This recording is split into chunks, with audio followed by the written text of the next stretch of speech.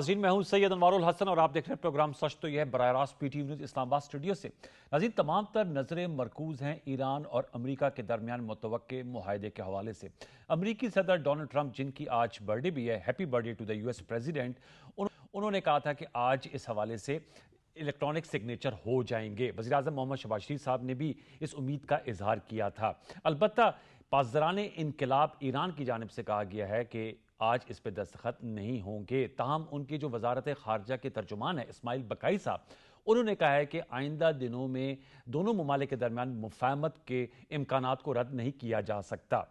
इसमें एक जो स्पॉइलर का किरदार है वो इसराइल अदा कर रहा है। आज उन्होंने बैरूत पर हमले किए, जो कि इंतहाई अनफॉर्चुनेट बात है, और इसका इजहार अमरीकी सदर डोनाल्ड ट्रंप ने अपनी ट्रुथ सोशल में पोस्ट में भी किया है कि उनको ऐसे मौके पे हरगिज़ बैरूत पे हमले नहीं करने चाहिए थे, जबकि दोनों ममालिक ईरान और अमरीका जो है अमन के मुआहदे के करीब हैं और इस खित्ते के लिए जो है ये बहुत लाजिम है कि इस तरह के हमले जो है वो ना किए जाएं। इससे पहले भी आपको हमने बताया था कि इसराइल जो है वो स्पॉइलर को अदा करता है। इस हवाले से हम गुफ्तगू करेंगे और जानेंगे कि अब चूंकि अब G7 समिट भी कल से इसका आगाज़ होने जा रहा है, जिसमें अमरीकी सदर वहाँ जाएंगे और एक्सपेक्टेड है कि वहाँ पर भी इस मामले पर बात होगी और हतमी पिछरत की तरफ मामलात बढ़ेंगे। इस नुक्ते पे हम गुफ्तगू करेंगे। प्रोग्राम के दूसरे हिस्से में हम जो बजट का महाज है, पार्लिमान में इस बहस मुबाहिसा हो रहा है। आज वज़ीर इत्तलात व नशरियात अताउल्लाह तारड़ साहब ने तकरीर की और उन्होंने कहा कि ये जो बजट लाया गया है ये रिलीफ ओरिएंटेड है और तमाम मुआशरे के तबकात इसके समराज से मुस्तफ़ीद होंगे। उन्होंने कहा है कि अपोजिशन को अगर हुकूमत की जानिब से अच्छे काम किए गए उसकी तारीफ करनी चाहिए। साथ में उन्होंने ये भी कहा कि रवां माली साल में इन्फोर्समेंट के जरिए 800 अरब रुपए रिकवर किए गए और अब इस नए बजट में FBR में जो है नई इस्लाहात भी सामने लाई गई हैं। दूसरी जानिब पाकिस्तान तहरीक इंसाफ ने इस बजट को मुस्तरद कर दिया है। उनके जो सेक्रेटरी इत्तलात शेख वकास अकरम, उनका कहना है कि इसमें एक आम आदमी के लिए कोई खातिर खा रिलीफ नहीं है। यह प्रोग्राम के हम दूसरे हिस्से में डिस्कस करेंगे। प्रोग्राम के पहले हिस्से में हमें ज्वाइन किया है सरदार मसूद खान साहब, साबिक मुस्तकिल मंदूब हैं पाकिस्तान के अक़वाम मुत्तहिदा के अमरीका चीन में सफ़ीर रह चुके हैं और आज़ाद जम्मू कश्मीर के आप सदर रह चुके हैं। बहुत शुक्रिया सरदार मसूद खान साहब। सर, टू स्टार्ट विद बताइएगा, बहुत उम्मीदें पैदा हो गई थी कि आज जो है वो मुफाहमत कह लें या मुआहदा कह लें वो तय पाया जाएगा और फिर उसके बाद टेक्निकल लेवल की टॉक्स होंगी। बताइएगा सर, ईरान की जानिब से भी मिक्स सिग्नल्स आ रहे हैं, लेकिन उन्होंने रद्द नहीं किया इस इम्कान को। अमरीकी सदर तो बड़े होपफुल थे कि आज उनकी बर्थडे के दिन ये सिग्नेचर हो जाएंगे, लेकिन ये जो इसराइल का किरदार है बैरूत पे हमले करना, उसमें 3 जो हैं वो जहां भी हो गए अफराद, आप किस तरह देख रहे हैं? आपको नजर आ रहा है कि अब हम हतमी तौर पे मुआहदे की तरफ बढ़ रहे हैं या इसराइल अपनी जो ये नापाक हरकतें ये करता रहेगा, इससे डिरेल तो नहीं हो जाएगा खुदा ना खास्ता ये प्रोसेस? उम्मीद बरकरार रहनी चाहिए और मेरा ख्याल है कि मुआहदे के बुनियादी नुकात तय हो चुके हैं, बल्कि मुआहदे के ऊपर इत्तफाक राय हो चुका है। ईरान ने एक आखिरी मरहला तय करना था। उन्होंने national security council, supreme national security council और सुप्रीम लीडर से मंजूरी लेनी थी। मेरा ख्याल है कि वो कर चुके हैं। अच्छा। लेकिन 2-3 दिन का वक्फा इस वजह से आ रहा है कि इसराइल ने पहले से ऐलान कर दिया था कि चूंकि वो इस मुज़ाकराती अमल का हिस्सा नहीं है, लिहाजा वो अपने आप को इस पूरे के पूरे फ्रेमवर्क से बाहर निकालना चाहते थे। लेकिन सदर ट्रंप ने वज़ीर आज़म नेतन्याहू को पाबंद किया कि ये मुआहिदा होने दें। और लेकिन अगर आप उनकी डायनामिक्स देखें तो इसराइल को ये पता है कि अगर वो बैरूत के सदन हिस्से पे, जिसे दाहिया कहते हैं, उसके ऊपर हमला करे तो ईरान वापसी हमला करेगा। जी। अभी जो आप देख रहे थे कि जो ही उन्होंने हमले किए आज वहाँ दाहिया में और उसके बाद सदर्न लेबनान में, उन्होंने हमले तेज़ तर किए। कोई तकरीबन मेरा ख्याल है पिछले 24-48 घंटे में 70 से ज़्यादा वो हमले कर चुके हैं। तो उनका बुनियादी मकसद ये था, अगर आप उनके जो इसराइल के चीफ ऑफ आर्मी स्टाफ का बयान पढ़ें या उनके जो वज़ीर दिफा है इसराइल कैट्स का, वो इंतज़ार कर रहे थे कि किसी तरीके से ईरान हमला कर दे और ये पूरी की पूरी चीज़ सबोताश हो जाए।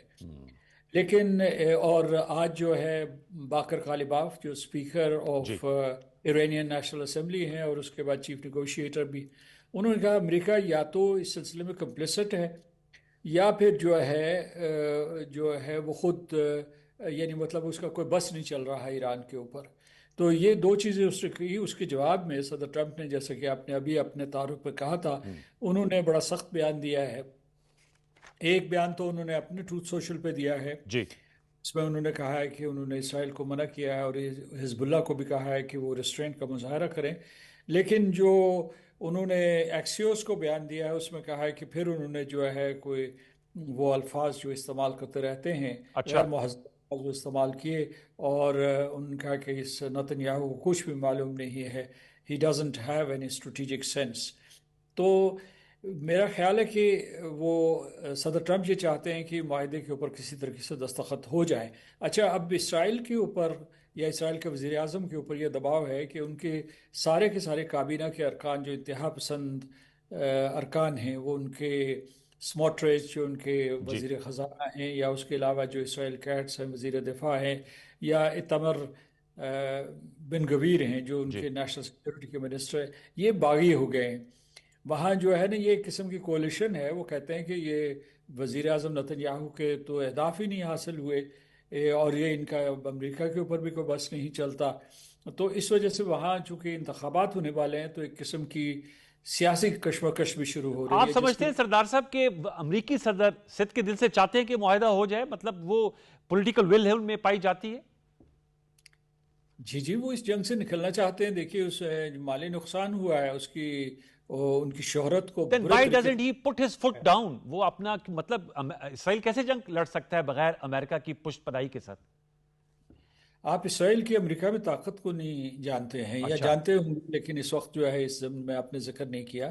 یعنی بعض اوقات یوں لگتا ہے کہ امریکہ اسرائیل کے تابع ہے، اچھا، اور کسی نے پچھلے دنوں جو ہے عذرائے مذاق یہ کہا تھا کہ Netanyahu is the longest serving president of the United States. جی تو اس میں یہ ہے کہ ان کا بہت اثر و رسوخ ہے، ان کی بڑی سخت سٹرانگ لابی ہے وہاں میگا ریپبلکنس میں، ڈیموکریٹس میں، جس طرف آپ نگاہ دوڑائیں ایڈمنسٹریشن میں، اور اس کے علاوہ جو مالیاتی ادارے ہیں یا پینٹاگون میں خاص طور سے ان کا نظر و شراکت داری ہے۔ ابھی تو ایک اور جو ہے ایک بل جو ہے زیر غور ہے جس میں ان کے اسرائیل اور امریکہ کے جتنے بھی سسٹمز ہیں، ڈیفنس پروڈکشن سسٹمز ہیں یا ڈیفنس سسٹمز ہیں، ان کو انٹرآپریبل کر دیا جائے گا مکمل طور پر۔ جی تو ان کے تعلقات بہت ہی مضبوط ہیں، اور اسرائیل کا وہاں ہمیشہ سے بڑا اثر و رسوخ رہا ہے، اس جنگ کے دوران بھی انہوں نے مظاہرہ کیا۔ اور اگر آپ تاریخ اٹھا کے دیکھیں تو صدر ٹرمپ جو ہے وہ اسرائیل کے قریب ترین صدر رہے ہیں، اور اسی لیے وزیر اعظم نتن یاہو نے فائدہ اٹھایا، وہ چاہتے کہ یس اس موقع کو وہ گنوا دیں۔ اب سر ٹائم لائن آپ کو کیا نظر آ رہی ہے؟ وہ تو پریزیڈنٹ ٹرمپ نے تو آج کا کہا تھا، ظاہر بات ہے امریکہ میں تو دن ابھی ہے، وہ تو ٹائم زون کا فرق ہے، لیکن اب ٹائم لائن آپ کو کیا نظر آ رہی ہے؟ اس کی جو سگنیچر کی بات ہو رہی ہے، میں اس پہ جاننا چاہوں گا آپ کی اسیسمنٹ کیا ہے۔ انہوں نے غالباً کل جانا ہے فرانس جہاں G7 کی سمٹ ہے، وہاں پر بھی یہ بات اٹھے گی، اور ایران کی جانب سے بھی کہا جا رہا ہے کہ مفاہمت ہو سکتی ہے آنے والے دنوں میں۔ تو 17 جون کی بھی ڈیٹ آ رہی ہے، یا آپ سمجھتے ہیں کہ ابھی یہ کوئی ڈیٹ کنفرم نہیں ہے؟ دیکھیے اسماعیل بقائی کے بیانات جو ہیں وہ قابل اعتبار ہیں کیونکہ وہ آتھورائزڈ ہوتے ہیں، اور انہوں نے یہ کہا ہے کہ اگلے 2-3 دن میں ہو سکتے ہیں، تو اس کا مطلب یہ ہے کہ منگل یعنی منگل بدھ تک، یا کل بھی ممکن ہے، لیکن اچھا، منگل بدھ تک جو ہے یہ دستخط ہو جانے چاہیے، کیونکہ اس میں اب کوئی چیز باقی نہیں رہ گئی۔ اور جب وزیر اعظم شہباز شریف صاحب نے یہ بیان دیا تو اس کا مطلب یہ ہے کہ اس کے اوپر مہر تصدیق ثبت ہو چکی تھی، ٹھیک، اور اس لیے یہ وہ مطلب یہ ایک ثبوت کے طور پر تھا نا کہ پہلے یس تو صدر جو کہہ رہے تھے تو ان کو کوئی اعتبار نہیں کرتا تھا، کیونکہ وہ آئے دن یہ کہتے ہاں، رہتے تھے کہ 38 مرتبہ غالباً وہ معاہدہ۔ کہہ چکے تھے۔ مجھے یہ بتائے گا کہ یہ اب یہ ایک آج میں ایک سٹوری پڑھ رہا تھا، اس پہ تھا کہ یہ اس کو ہم بریک تھرو سمجھیں گے، یا یہ مطلب ایک پوز ہے اور جو اصل مرحلہ ہے وہ ٹیکنیکل ٹاکس میں آئے گا؟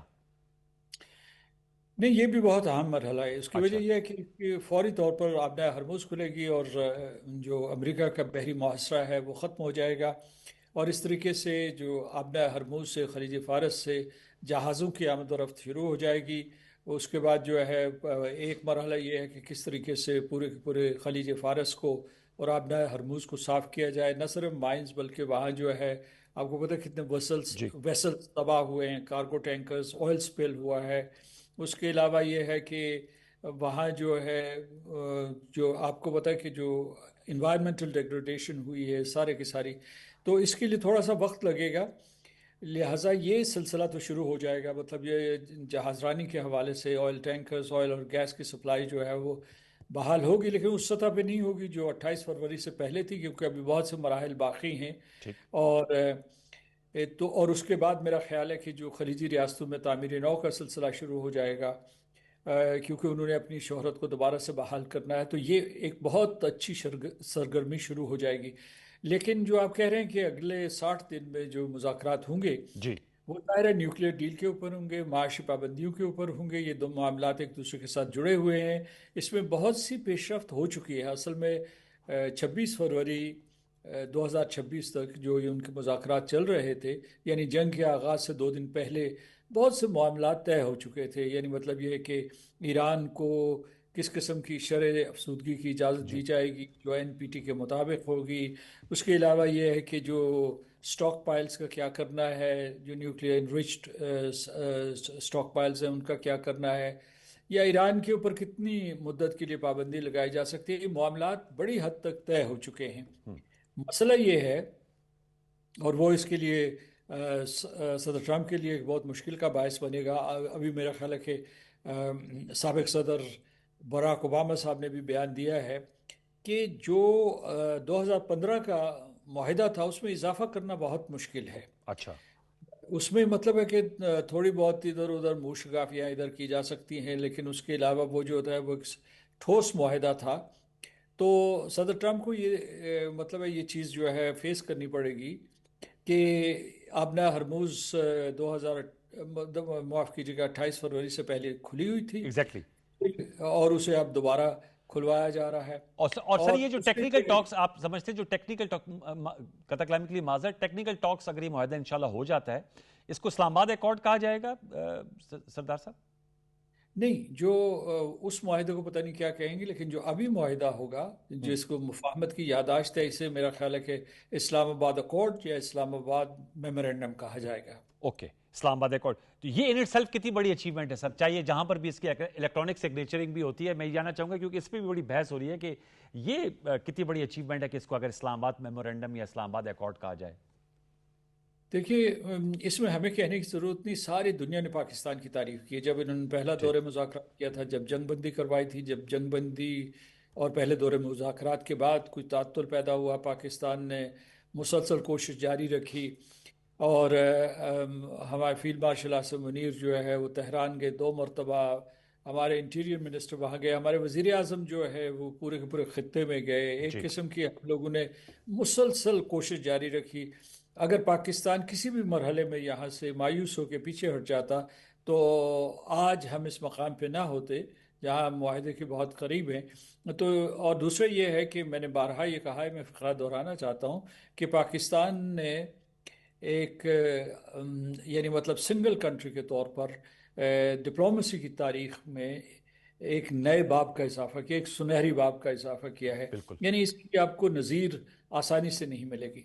ویری امپورٹنٹ، بہت شکریہ، تھینک یو ویری مچ سردار مسعود خان صاحب، ہم سے خصوصی گفتگو کی، اور پر امید ہیں ویورز کہ یہ معاہدہ جو ہے وہ جلد انشاءاللہ ہو جائے گا، اور اس کے بعد ٹیکنیکل لیول کی ٹاکس ہوں گی، اور آبنۂ ہارموز، اسٹریٹ آف ہارموز جو ہے وہ کھل جائے گی، جس سے بہت سے پاکستان سمیت ملکوں کی جو اکنامک لائف لائن ہے وہ جڑی ہوئی ہے۔ اب دیکھتے ہیں کہ یہ کب جو ہے یہ معاملہ طے پاتا ہے۔ آج کی بار کیف چونکہ تاریخ دی گئی تھی امریکی صدر کی جانب سے پاکستان کے وقت کے مطابق، آج کی تاریخ میں تو اب 1.5 گھنٹہ رہ گیا، اس کے بعد تو ڈیٹ چینج ہو جائے گی۔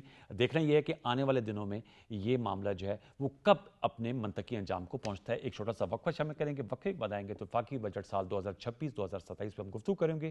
اسٹے ٹیون، وقفہ لے لیجیے۔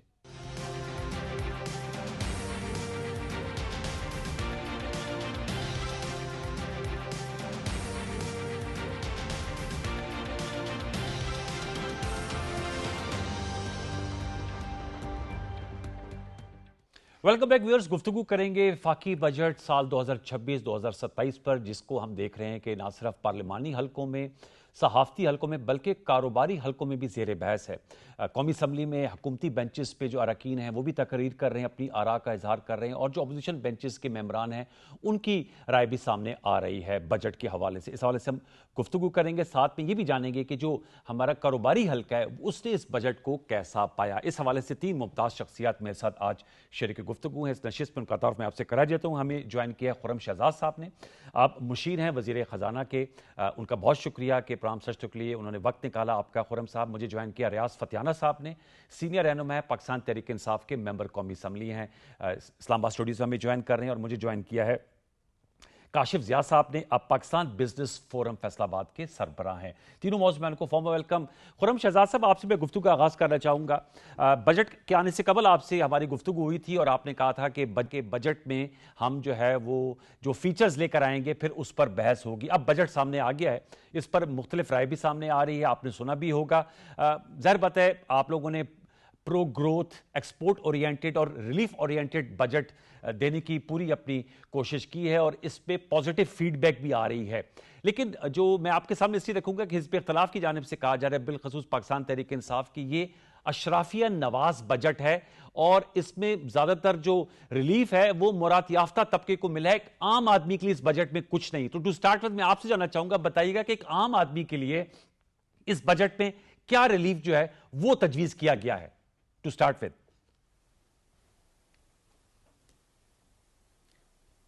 جی، بسم اللہ الرحمن الرحیم۔ بہت شکریہ انوار صاحب مجھے پروگرام میں لینے کے لیے۔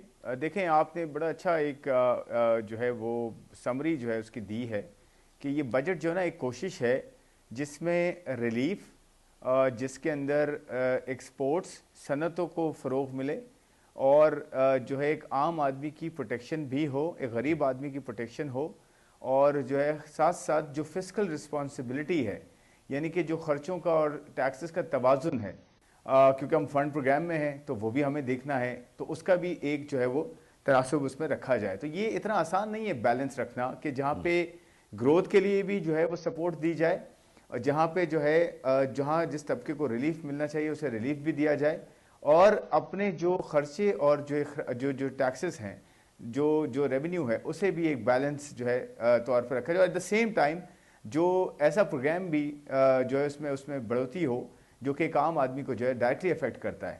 تو اگر میں آپ تھوڑی اجازت دیں تو میں تھوڑی ڈیٹیل سے بتاتا ہوں کہ دیکھیں، جہاں تک گروتھ کا تعلق ہے تو آپ کو پتہ ہے پاکستان 2 ڈھائی 3 سال سے انفیکٹ اسٹیبلائزیشن کی کوشش کرتا آیا ہے۔ 2023 کے بعد جو ہے بہت زیادہ اکانومی کی حالت خراب ہوئی، کیونکہ اتنا زیادہ ہم نے کرنٹ اکاؤنٹ ڈیفیسٹ کیا، جس کی وجہ سے ہمیں جو ہے فنڈ پروگرام میں جانا پڑا، دوبارہ سے منتیں کرنی پڑی IMF کی۔ اس کے بعد ایک پین سہا ایک عام آدمی نے، قوم نے پوری پین سہا، وہ اسٹیبلائزیشن پیریڈ جو ہے وہ گیا، کیونکہ یہ آسان نہیں ہوتا۔ زخم کھانا جو ہے آسان ہوتا ہے، زخم کو ٹھیک کرنے میں وقت لگتا ہے، اور پھر صحت یاب ہونے میں اور زیادہ وقت لگتا ہے۔ تو دیکھیں، ہم الحمدللہ جو زخم کھایا اس کے بعد ہم جو ہے ایک بہتری کی طرف آ گئے ہیں۔ اب یہ وقت تھا کہ جہاں پہ جس کو جو ہے ریلیف دینا چاہیے تھا، جس میں تنخواہ دار طبقہ تھا، جس میں صنعت کار تھے، جس میں ایک عام آدمی کو سپورٹ دینی تھی، جس میں کسان کو سپورٹ دینی تھی، جس میں ایک جوان جو ہے محنت کش کو سپورٹ دینی تھی، اس کی کوشش کی گئی، اور ایٹ دا سیم ٹائم اپنے جو ٹیکسز ہیں ان کا بھی خیال رکھا گیا ہے۔ لیکن ایک ڈیلیکیٹ بیلنس ہے، اس میں یہ نہیں کہا جا رہا کہ یہ بہت ہی آئیڈیل اور بہت ہی ایکسٹراڈنری کوئی چیز ہو گئی ہے۔ یہ کہا جا رہا ہے کہ آپ دیکھیں، میں اپنے کوئی 22-23 سال کے تجربے میں، جو میرا چھوٹا سا ایک ایکسپیرینس ہے پروفیشنل پرائیویٹ سیکٹر کا، اس میں میں نے دیکھا نہیں ہے کہ کسی بھی بجٹ کے بعد اتنا بہتر رسپانس آیا ہو لارجلی فرام ایوری کارنر، چاہے وہ ایسوسیشن ہو، چاہے وہ بزنس کاؤنسلز ہوں، چاہے وہ ایگزسٹنگ فارن انویسٹر ہو، ان سب کی طرف سے ایک اچھا رسپانس آیا ہے کہ بجٹ میں بہت اچھی کوشش کی گئی ہے۔ اب دیکھنا یہ ہے کہ ہم کس طرح سے اس کو آگے لے کے چلتے ہیں، اور اس پہ کس طرح سے مومنٹم بلڈ کرتے ہیں، تاکہ ترقی بھی ہو، ساتھ ساتھ ایک عام آدمی کا بھی خیال رکھا جائے، اور اپنی جو ہے فسکلز بھی بہتر ہو۔ سر، اس پہ میں دوبارہ لوٹ کے آپ کے پاس آؤں گا کہ یہ آپ نے بڑا اہم نقطہ اٹھایا کہ اس کو کیسے اب سسٹین کر کے آگے بڑھایا جائے گا۔ ریاض فتیانہ صاحب، آپ نے گفتگو سنی، مشیر ہیں وزیر خزانہ کے، وہ کہہ رہے ہیں ایک ڈیلیکیٹ بیلنس ہم نے کریٹ کیا ہے، کیونکہ ہم IMF کے فنڈ میں بھی ہیں، اور ہم نے جو مالی گنجائش نکالی ہے اس میں لوگوں کو ریلیف دینے کی بھی کوشش کی ہے۔ آپ بطور MNA حزب اختلاف کے کیا کہیں گے اس حوالے سے؟ ذرا اپنا انالیسس بھی دیجیے گا۔ گزارش یہ ہے کہ اسے ریلیف بجٹ نہیں، تکلیف بجٹ ہم کہتے ہیں۔ اچھا، آپ اندازہ کریں کہ 12,500 روپیہ گورنمنٹ کی انکم ہے، 12,500 ارب روپے۔ 19,000 अरब रुपया हुकूमत का खर्चा है, 7,020 अरब रुपया खसारा है, वो कहाँ से पूरा होगा? उसके लिए फिर आवाम पर कर्ज़ों का बोझ लद जाएगा।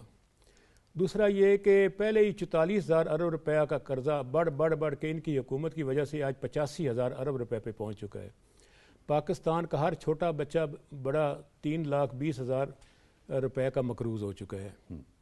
उसके बाद ये है कि दुनिया में इकोनॉमिस्ट वज़ीर ख़जाना होते हैं, हमारे मुल्क में हमेशा बैंकर वज़ीर ख़जाना होता है। उसको क्या पता पोलिटिकल इकोनॉमी क्या है, अवाम की गुर्बत कैसे दूर करनी है, बेरोज़गारी कैसे दूर करनी है, खुशहाली कैसे लानी है। सिर्फ कर्ज़ा लेने का एक्सपर्ट होता है। उसका रिज़ल्ट आज 25,000 अरब रुपया कौम का लाभ दिया गया है। दूसरा ये कि जो इम्पोर्टेंट शोबे थे जहाँ से मसलन हेल्थ है, हेल्थ अगर बीमार कौम कैसे तरक्की करेगी, कैसे डिजिटल पाकिस्तान बनेगा? सिर्फ हाँ जी, हेल्थ तो अब डिवॉल्व सब्जेक्ट है, सूबों में चला गया। वफाक के पास भी है, 25 अरब रुपए रखा है इन्होंने। अच्छा, उसके लिए बहुत कम रकम है। हायर एजुकेशन के लिए इन्होंने सिर्फ 46 अरब रुपए रखा है। उसका रिजल्ट क्या है? पिछले साल भी 46 अरब था, अभी महंगाई होने के बावजूद इसका मतलब कम हो गया ना बजट।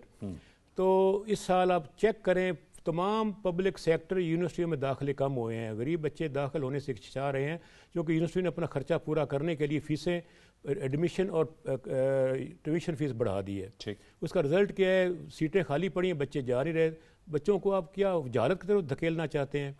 रेलवे नेटवर्क दुनिया में पाकिस्तान शायद वाहिद मुल्क इस खित्ते का है जहाँ किसी भी एयरपोर्ट को रेलवे से लिंक नहीं किया गया। और रेलवे एक महफूज और सस्ता टूल है अवाम की कम्युनिकेशन के लिए। उनको मजबूर किया जाता है कि भारी मुश्किल किराया देकर बसों पे सफ़र करें। सिर्फ 40 अरब रुपये रखा गया है। क्लाइमेट अभी 24 ज़िले पंजाब के तबाह बर्बाद हो गए फ्लड से, बहुत बर्बादी हुई। इसका अंदाज़ा कितना मैशियत को नुकसान पहुँचा। उसके लिए सिर्फ 2.40 यानी कि पूरा 2.5 अरब भी नहीं बनता। ओके, ये क्लाइमेट की पोजीशन है। और इन हालात में कैसे मुल्क आगे बढ़ेगा? ज़राअत का शोबा बिल्कुल इन्होंने नज़रअंदाज किया है। कोई मिनिस्ट्री है इनके पास फूड सिक्योरिटी की, नाम की फूड सिक्योरिटी, आर्टिकल 38 आइन का भी फूड सिक्योरिटी की गारंटी सियासत तरफ देता है। लेकिन इस वक्त हालत ये है, महंगाई का एक इन्फ्लेशन स्ट्रेस जो है, ये पब्लिक हेल्थ का इशू भी है। इस पे कह रहे हैं कि सिंगल डिजिट में महंगाई आ गई है 38। ये जी इनके ख्वाबो ख्याल हैं। मैं समझता हूँ फजेंगे हैं, इनके सही अदादो शुमार ही नहीं है। वर्ल्ड बैंक के अदादो शुमार पे मैं डिपेंड करना चाहूँगा, जिसका पाकिस्तान भी माशाल्लाह गाहक है उसका। वर्ल्ड बैंक के जो अदादो शुमार पिछले साल आए हैं, पाकिस्तान में 45%, 45% इंसान गुर्बत की लकीर से नीचे चले गए हैं। ये तकरीबन 12 करोड़ बनता है 25 लाख में से, 25 करोड़ में से। उन्होंने कहा है कि 26% अनएम्प्लॉयड बेरोज़गार हैं, 6 करोड़ नौजवान आपके बेरोज़गार हैं। वो कहते हैं 58% आबादी के पास कुव्वत खरीद ख़त्म हो चुकी है। बिजली का और बाकी बिल भरने के बाद और इलाज और तालीम के बाद उनके रोटी खाने का पैसा नहीं है।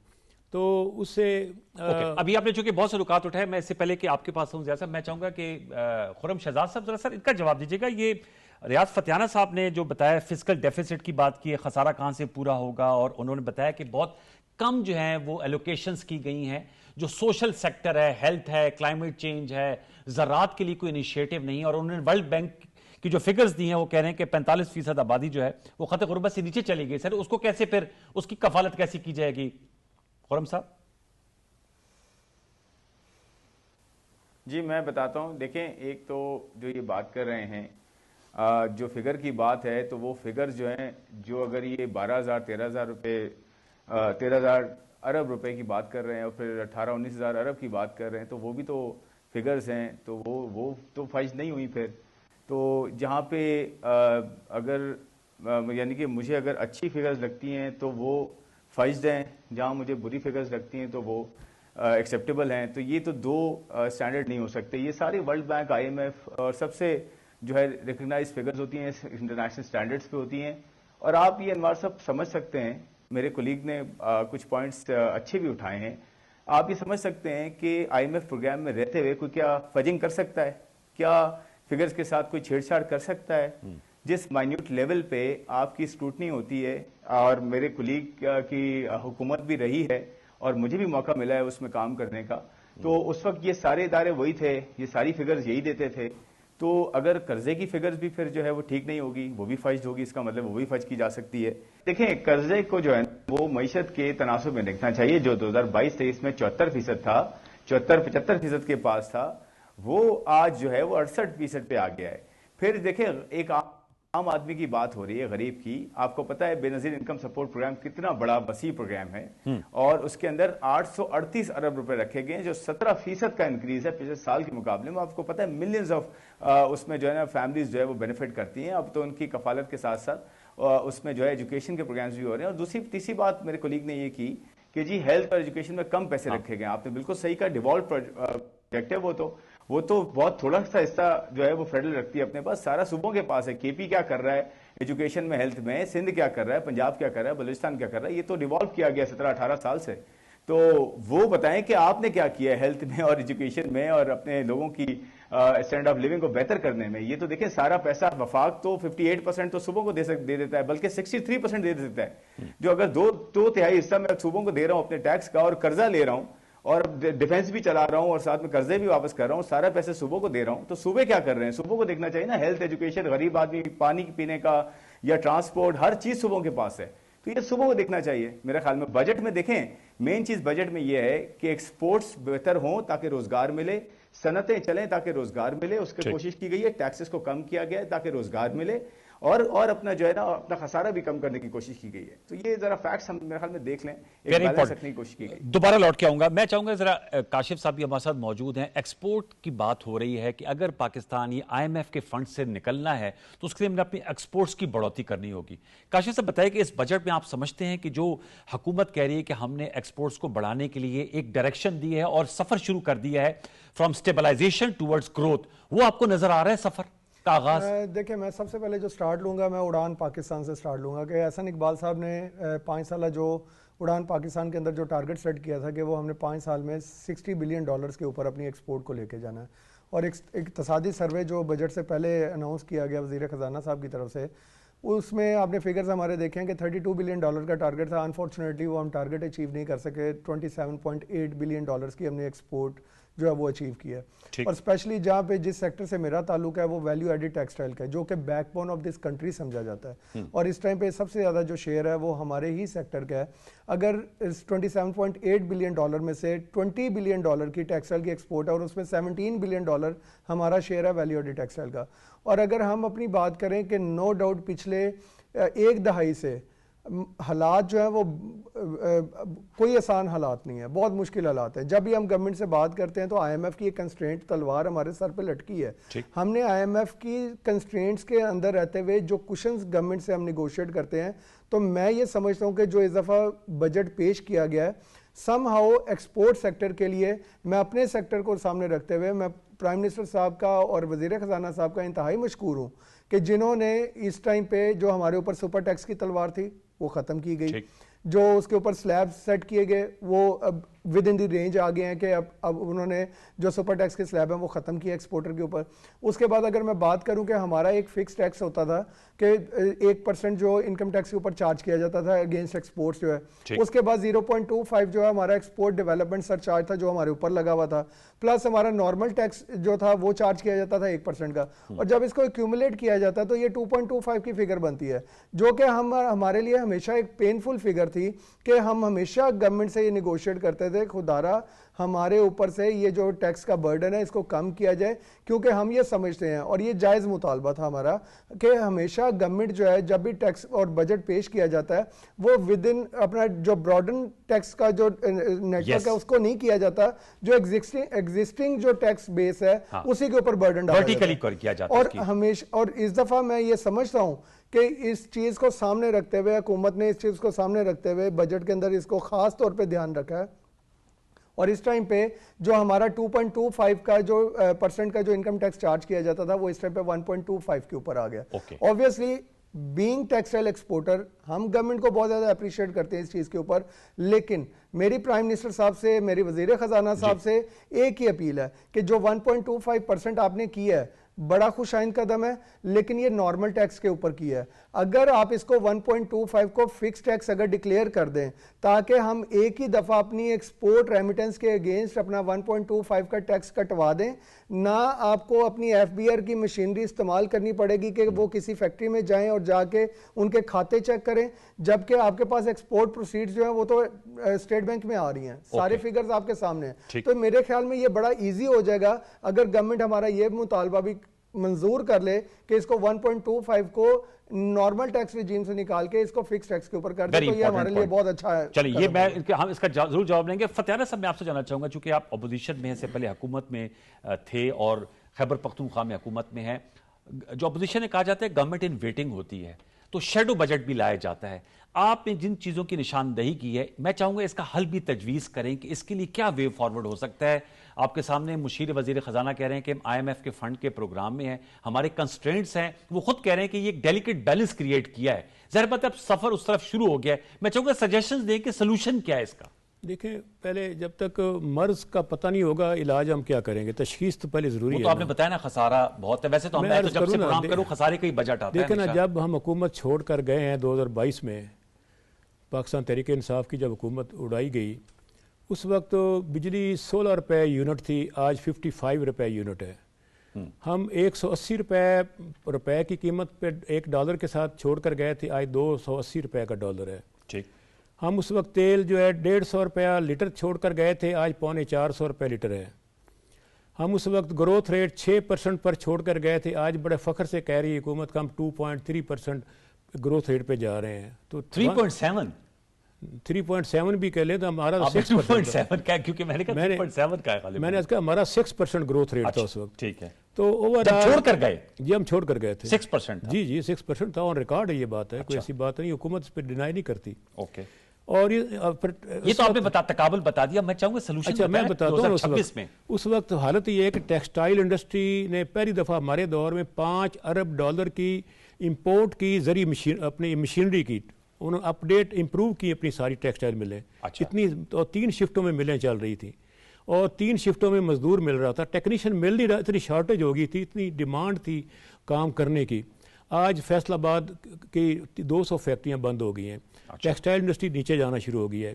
حکومت پہ بد اعتمادی کی بنا پہ سرمایہ ملک سے باہر نکلتا جا رہا ہے. ہم باہر سے سرمایہ کی اپیل کر رہے ہیں، ملک کا سرمایہ باہر جا رہا ہے. حکمرانوں کا اپنا سرمایہ ملک کے باہر کے بینکوں میں پڑا ہوا ہے، تو کیسے ٹرسٹ ہوگا؟ اور اس کے بعد یہ گزارش بھی بتایا، تشخیص تو آپ نے کافی طویل کر دی. سرکولر ڈیٹ جو ہے 18,000 ارب روپے تک پہنچ گیا ہے. تو ان حالات میں عوام کا سب سے پہلے اعتماد بحال ہونا چاہیے. میں سمجھتا ہوں آئی پی پیز کو 3,000 ارب روپیہ پچھلے سال انہوں نے بغیر بجلی پیدا کیے، بغیر بجلی خریدے ان کو ادا کر دیے. تو آپ نے بھی کیپیسٹی پیمنٹ نہیں ختم کر سکے اپنے دور اقتدار میں. سینیٹر نعمان وزیر صاحب ہمیشہ کہتے رہے سر آپ لوگوں کے دور میں بھی کیپیسٹی پیمنٹس ہوتی رہی ہے، کوئی آج کی تھوڑی لگے. نہیں، ہم نے ری ایگریمنٹس کیے تھے، ہم نے بہت سارے ری ایگریمنٹ کر کے نیچے ریٹ لے کر آئے تھے، انہوں نے نہیں کیے. اب میرا کویسچن یہ ہے اگر بجلی سستی کر دیں، ایک تو مہنگائی کا بوجھ عوام پہ کم ہو جائے گا، گھریلو صارف ہے، ذمہ دار کا ٹیوبل ہے، صنعت کار ہے، کمرشل ہے، چاروں سیکٹر کو بجلی سستی کرنے سے کیا ہوگا؟ بغیر بجلی تیار کیے، بغیر بجلی خریدے جو آپ 3,000 ارب پہ ان کو دے رہے ہیں، چند صنعت کاروں اور سرمایہ داروں کی جیبوں میں ڈال رہے ہیں، عوام کی جیب سے نکال کر ڈال رہے ہیں، اپنی جیب سے تو کوئی نہیں دے. ٹھیک ہے. تو وہ جب سستی ہوگی تو مہنگائی کا بوجھ کم ہوگا، زرعی شعبہ بہتر ہوگا، ایکسپورٹ آپ کی بہتر ہوگی. ہم دنیا میں جب مہنگی توانائی خرید کر دنیا کے ملکوں کا مقابلہ ہم کیسے کر سکتے ہیں؟ ایکسپورٹ تبھی بڑھے گی. آپ کہہ رہے ہیں بجلی سستی کریں، اس کے لیے جو ہے وہ آئی پی پی کے ایگریمنٹس کو کیا ہم معطل کر سکتے ہیں یا نہیں کر سکتے؟ ہاں کر سکتے ہیں، یہ تو حکومت کی اپنی نلائکی ہے، حکومت کی اپنی. نہیں بجلی سستی کرنے کا کوئی ایشو نہیں ہے.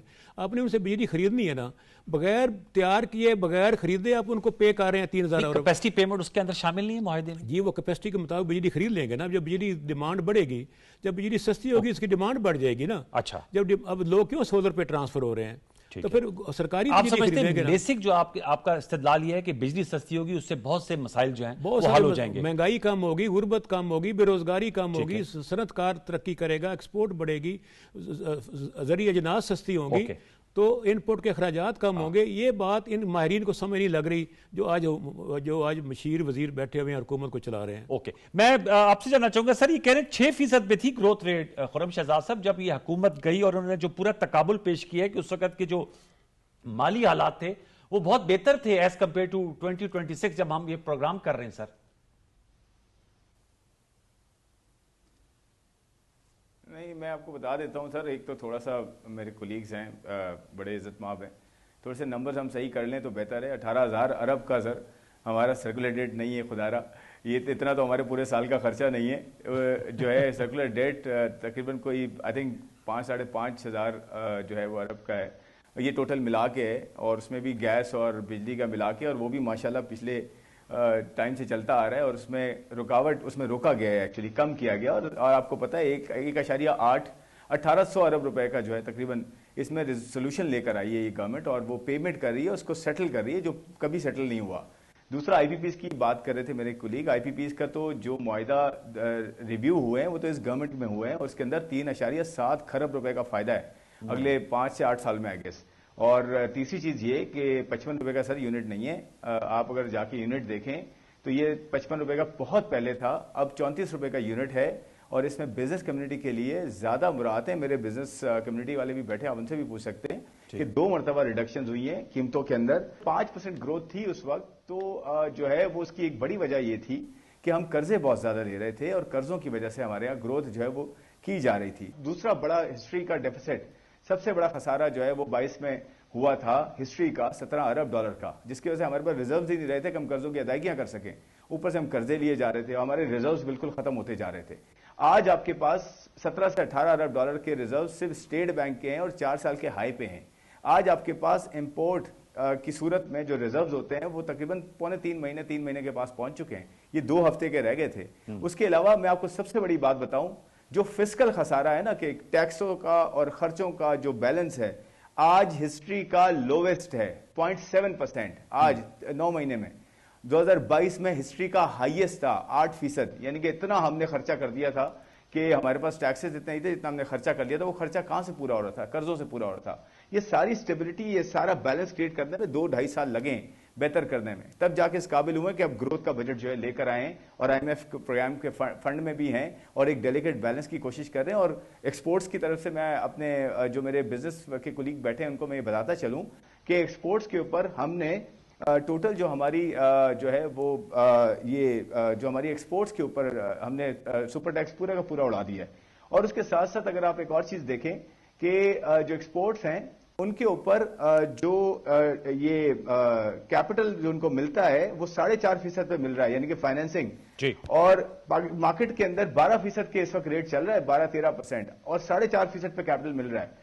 तो ये भी साथ में बताएं ना, और टैक्स आधा हो गया। और एक और चीज लास्ट में बोलूंगा, उन्होंने कहा कि फिक्स टैक्स जो है कर दिया जाए।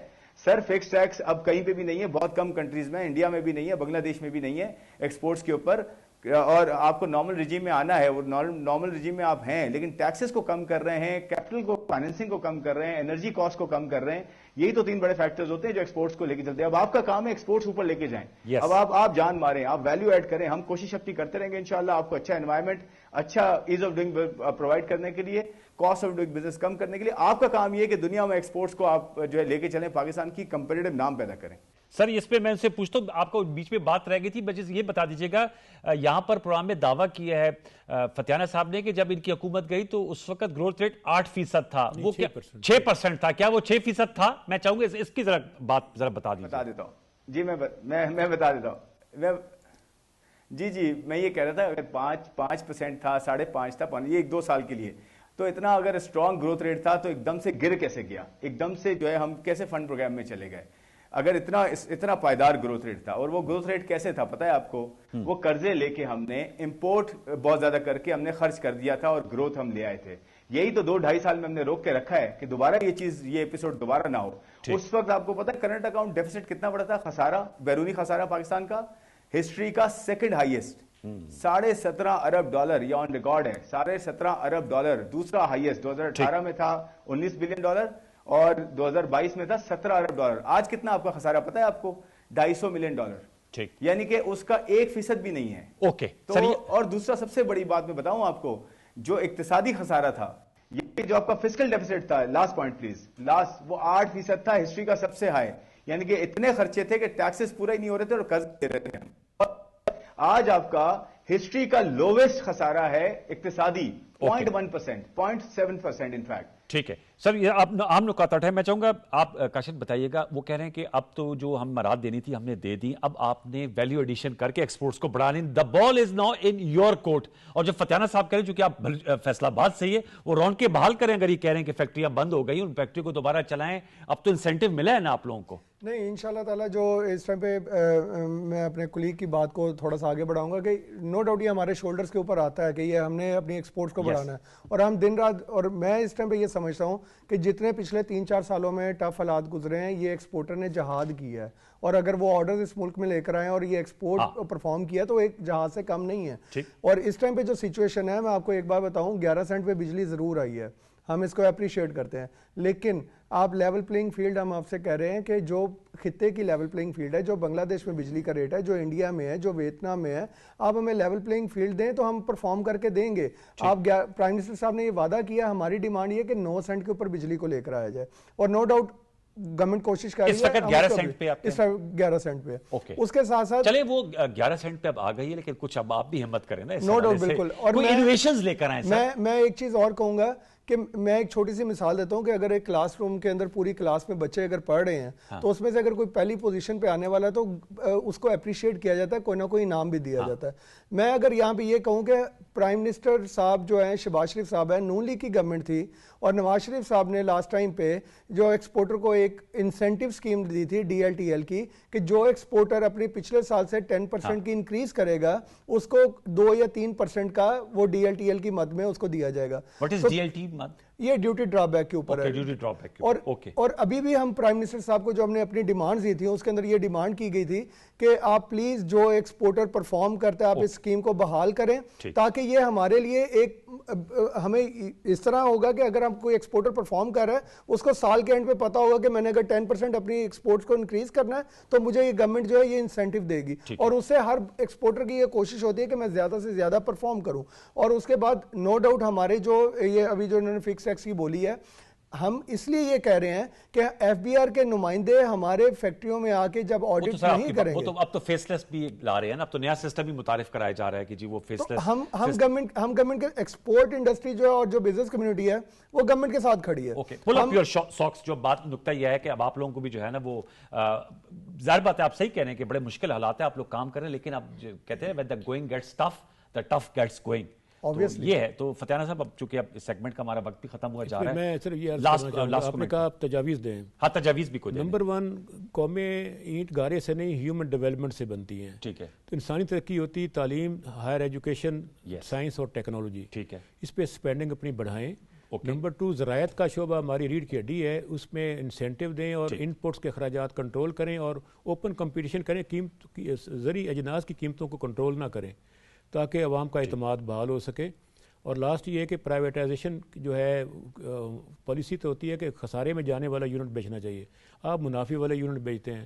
اب جیسے فیسکو کو بیچ رہے ہیں، سب سے پروفٹ میں جا رہی ہے، جو خسارے میں جا رہی ہے اس کو ٹسکو کو نہیں بیچ رہے. لیکن میرے خیال میں اب ڈسکوز کی پرائیویٹائزیشن ہو جائے تو بہتر ہوگی. لیکن آپ کی اچھی تجویز آپ نے اینڈ میں دی. آپ کا بہت شکریہ. آپ کا ریاض فتیانہ صاحب، thank you very much. Kashif Zia صاحب آپ کا بہت شکریہ. بہت شکریہ خرم شہزاد صاحب. It's always a pleasure to show viewers. آپ نے دیکھا یہ اب ڈیبیٹ چلے گی، اور اس ڈیبیٹ کرانے کا مقصد یہ ہے اس مکالمے کا کہ ہم جو بجٹ کی تجویز سامنے آئی ہیں اس پہ جو پروز اینڈ کونس ہیں ان کو سامنے لے کر آیا جائے. یہ ہم سلسلہ اس کو جاری رکھیں گے. تینوں موضوعان کا بہت شکریہ. ہمارے ساتھ جوائن کیا ہے قربان بلوچ صاحب نے. آپ جرنلسٹ ہیں، اینالسٹ ہیں، اور قومی اسمبلی اور پارلیمنٹ کی کارروائی کو بھی دیکھتے ہیں. بلوچ صاحب، میں آپ سے جاننا چاہوں گا، اس وقت ڈیبیٹ ہو رہی ہے پارلیمان میں آپ ذرا انالیسس دیجیے گا، کیا ایشوز جو ہے وہ ہائی لائٹ کیے جا رہے ہیں، اور آپ سمجھتے ہیں کہ ہیلدی ڈیبیٹ ہو رہی ہے بجٹ پہ؟ ظاہر بات ہے حکومتی بینچز تو اس کے حوالے سے مثبت رائے رکھتے ہیں، اور جو حزب اختلاف کے بینچز ہیں اس حوالے سے منفی رائے رکھتے ہیں. اپنے انالیسس دیجیے گا سر. جی بہت شکریہ. میں سمجھتا ہوں کہ جو ڈیبیٹ ہو رہی ہے آلموسٹ بجٹ پہ نہیں ہو رہی ہے، پولیٹیکل ڈیبیٹ ہو رہی ہے. اصولی طور پر ہونا یہ چاہیے تھا کہ بجٹ پہ ڈیبیٹ ہو، اور پبلک کے جو ایشوز ہیں، عوام کے ایشوز ہیں.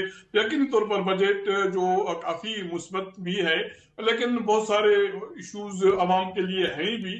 تو بہتر یہ ہوتا کہ ابھی ڈیبیٹ جو چل رہی ہے اپوزٹ جماعتیں، ایون اتحادی جماعتوں کے لیے بھی میں یہ کہوں گا کہ وہ بہتر مثبت تجاویز دیتے کہ بجٹ جب منظور ہو تب تک عوام کے لیے بہت سارے اگر ایشو مزید उनके लिए फलाह बहबूद और उनके बेहतरी के लिए तजावीज आ जाते, वो बजट में एडजस्ट होते, तो ये बहुत और अच्छा एक शुगून होता, अच्छा अमल होता। ये पॉलिटिक्स तो वैसे भी चलती रहती है, पार्लियामान का इजलास तकरीबन साल में 10-12 मरतबा हो जाते हैं, तो पॉलिटिक्स तो वहां की जा सकती है, वहां भी सियासत पे बात की जा सकती है।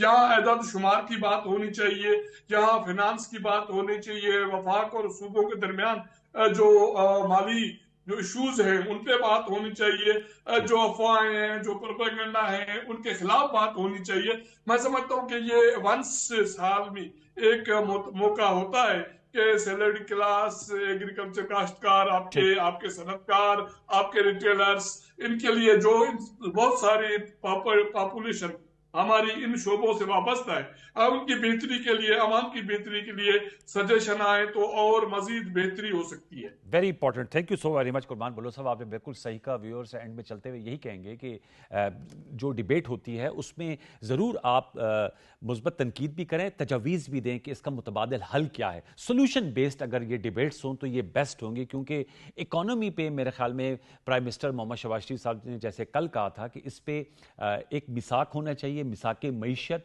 बाई पार्टिजन सपोर्ट होने चाहिए कि पाकिस्तान के जो ये पेचीदा मामलात हैं, IMF का प्रोग्राम है, फिर मालियाती खसारा है, फिर दीगर तजारती खसारा है, इनको कैसे पुर किया जाए, और जो लोग इस वक्त जिनको इन्फ्लेशन का सामना है उनकी दादरसी के लिए क्या हल तजवीज़ किया जाए। तो इन डिबेट को हम चलाते रहेंगे अपने प्रोग्राम के प्लेटफॉर्म से। इस हफ्ते का स्पेल अपने ख़त्म को पहुंचता है। अपना फीडबैक दीजिएगा सोशल मीडिया पे। मुझे सैयद अनवारुल हसन और सच की प्रोडक्शन टीम को इजाज़त दीजिए। अपना बहुत सा ख्याल रखिए। अल्लाह ने के बाद।